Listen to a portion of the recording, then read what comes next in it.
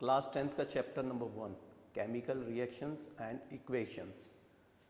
अब कुछ सिचुएशंस आप डेली लाइफ की देखिए, जैसे दूध को अगर आप रूम टेम्परेचर पर छोड़ देते हैं गर्मी के दिनों में, या आयरन का तवा है या पैन है या कोई नेल है, अब उसको आप ह्यूमिड एटमॉस्फेयर में छोड़ देंगे तो किस प्रकार से उस पर जंग लग जाएगी, कोरोजन आ जाएगा।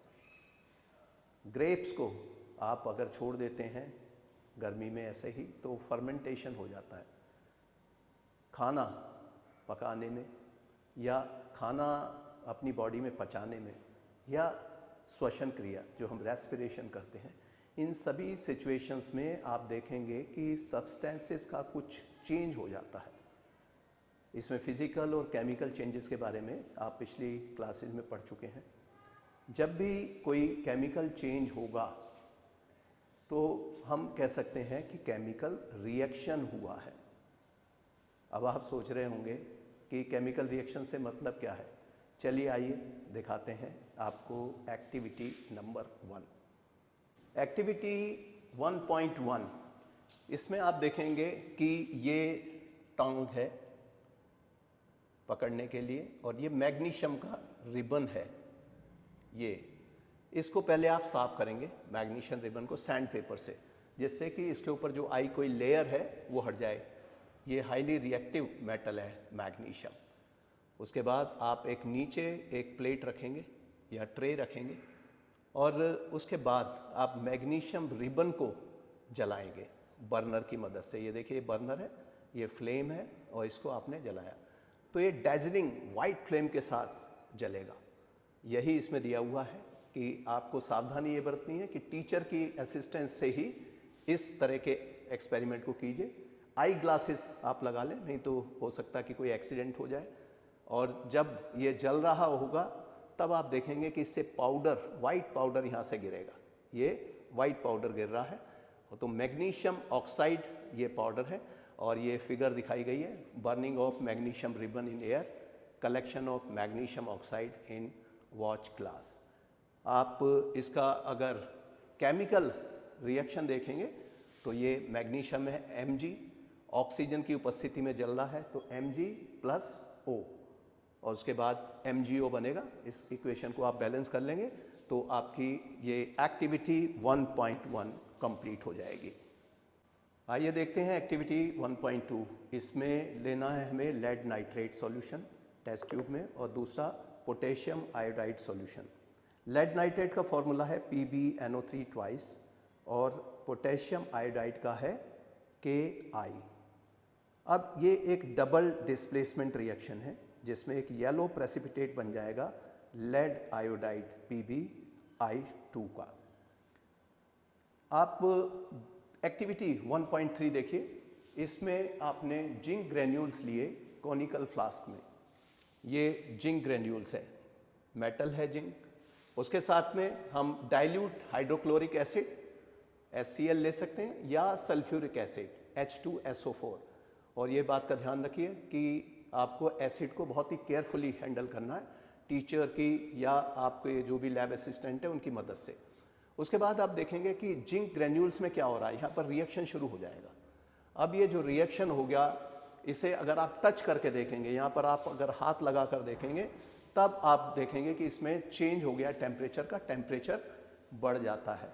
तो इस तरह की ये जो एक्टिविटीज़ अभी आपने 1.1, 1.2, 1.3 देखी हैं, इसमें 3 जो एक्टिविटीज़ हैं इससे आप देखेंगे कि इसमें चेंज इन स्टेट हो रही है, अवस्था बदल जा रही है। जो भी आप रिएक्टेंट ले रहे हैं, कलर चेंज हो जाता है, इसमें गैस आपको निकलने को देखेगी, उसका टेस्ट भी आप कर सकते हैं, और चेंज इन टेम्परेचर है।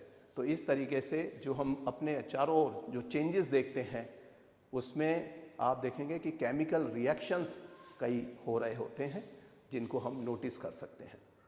एक्टिविटी 1.2 में जो गैस बनेगी वह हाइड्रोजन गैस होगी और इसमें जो डाइल्यूट सल्फ्यूरिक एसिड डाला गया है जिंक के साथ, रिएक्शन के बाद ये गैस निकलेगी। ये फिगर 1.2 का आप देख रहे हैं जिसमें एक्टिविटी 1.3 आपको दर्शाई गई है। आइए चलते हैं केमिकल इक्वेशंस देखते हैं जो हमने अभी एक्टिविटी की है, मैग्नीशियम रिबन को जलाया था, तो इसमें मैग्नीशियम प्लस ऑक्सीजन ये दोनों रिएक्टेंट्स हैं जिसको हम लेफ्ट हैंड साइड पर रखते हैं, और रिएक्शन के बाद बनेगा मैग्नीशियम ऑक्साइड जो वाइट पाउडर होगा। तो इस तरीके से ये केमिकल चेंज यहाँ पर हो गया, इसकी स्टेट भी बदल गई है, कलर चेंज हो गया है, और इसमें एवोल्यूशन ऑफ गैस होता है, जो चेंज ऑफ टेम्परेचर भी आप नोटिस करेंगे। राइटिंग ए केमिकल इक्वेशन, आप जब केमिकल इक्वेशन लिखते हैं तो सबसे पहले आप रिएक्टेंट्स का लिखेंगे। जैसे अभी मैग्नीशियम रिबन का ये Mg है प्लस O2 जो हमें एटमॉस्फेयर से मिल रही है, और उसके बाद जो फॉर्मेशन हो रहा है ये है प्रोडक्ट MgO, मैग्नीशियम ऑक्साइड। तो लेफ्ट हैंड साइड पे लिखा जाता है रिएक्टेंट्स और राइट हैंड साइड पर लिखा जाएगा आपका प्रोडक्ट। तो इसकी ये जो केमिकल इक्वेशन है ये स्केलेटल इक्वेशन कही जाती है, और स्केलेटल केमिकल इक्वेशन में आप देखेंगे अभी ये जो बर्निंग हुई है मैग्नीशियम की एयर में।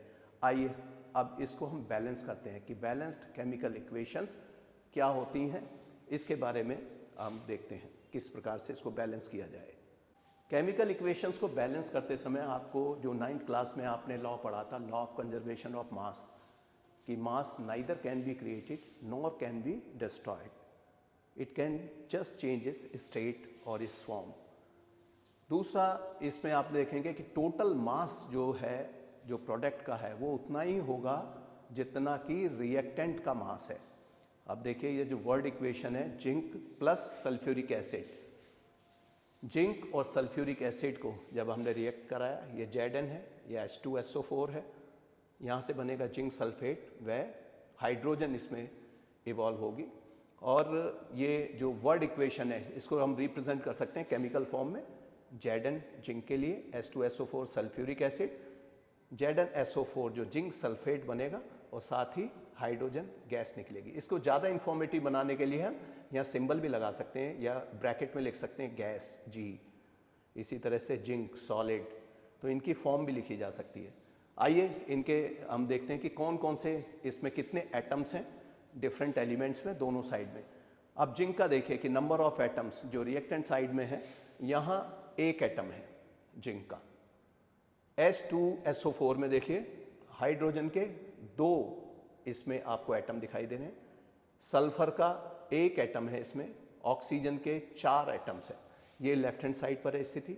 अब राइट हैंड साइड में देखेंगे तो जिंक का 1 एटम है, ये तो बैलेंस्ड है, हाइड्रोजन 2 हैं, ये भी 2 हैं, और इधर S जो सल्फर है ये 1 है, और साथ ही ऑक्सीजन 4 है। इस प्रकार से आप देखेंगे कि ये एक बैलेंस्ड इक्वेशन है। आइए एक और केमिकल इक्वेशन को बैलेंस करने की कोशिश करते हैं। इसमें आयरन है Fe प्लस H2O, ये हमारे रिएक्टेंट है Fe और H2O।